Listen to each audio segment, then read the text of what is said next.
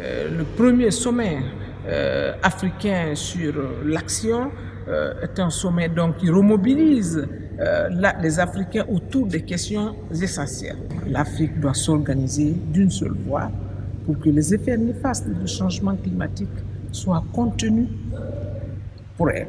La COP22 a réuni les présidents, les chefs d'État, les chefs de gouvernement africains pour continuer de parler d'une seule voix et s'organiser pour que les 10 milliards d'euros promis par nos partenaires puissent commencer à entrer dans les projets africains.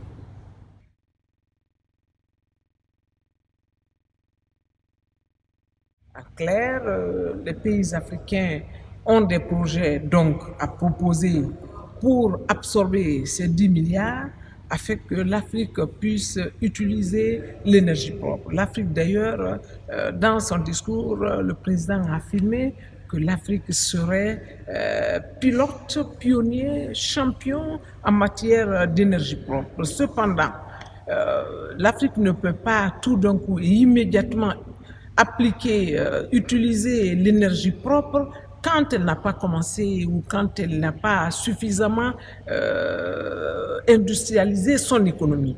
C'est pourquoi il a aussi averti d'autre part que l'Afrique utiliserait les énergies mixtes jusqu'à ce qu'elle-même atteigne sa vitesse de croisière pour que progressivement elle puisse totalement embrasser les énergies propres.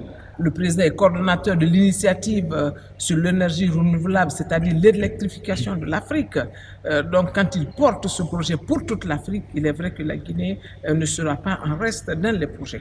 L'Afrique est le continent qui souffre le plus des effets du changement climatique. Et les Africains à la COP21 se sont mobilisés grâce au professeur Alpha Condé pour parler d'une seule voix. Et quand ils ont parlé d'une seule voix, ils ont pesé sur les résultats de la COP21. Hier, le président Hollande a affirmé que la COP21 s'est tenue et s'est accomplie grâce à l'apport de l'Afrique.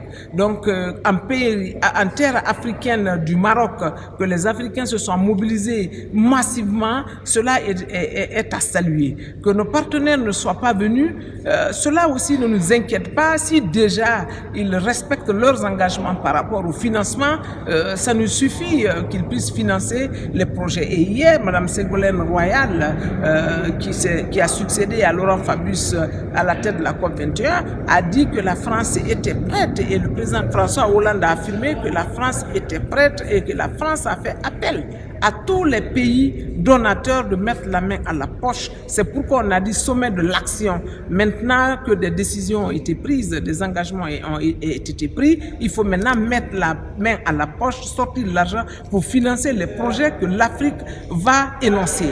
9 projets, 9 grands projets sont identifiés. On va donc les énoncer, on va donc les élaborer pour qu'ils soient immédiatement finançables.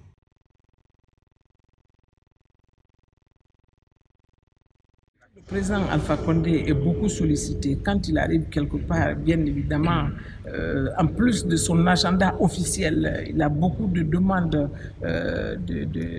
d'audience et l'une des audiences qu'il a accordées donc a été au Premier ministre du Québec. Le Québec est venu parler avec le président Alpha Condé du prochain sommet des chefs d'État de la francophonie, mais aussi le président Alpha Condé lui a dit qu'il aimerait que l'ambassade du Canada rouvre en Guinée, parce qu'il ne peut pas comprendre que cette ambassade qui était là ait été fermée depuis si longtemps. Maintenant que la Guinée est revenue sur la scène internationale en force, au moment où tout le monde a les yeux fixés sur la Guinée à cause de son grand potentiel et surtout du leadership de son président, le Québec, le Canada en général ne devrait pas être en reste.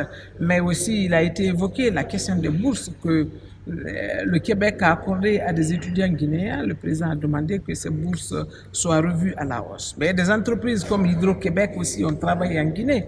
Pourquoi pas? Hydro-Mine aussi a travaillé, est en train de travailler sur des projets miniers et énergiques en Guinée. Pourquoi pas? Donc ce sont là les questions de coopération bilatérale qui ont été évoquées.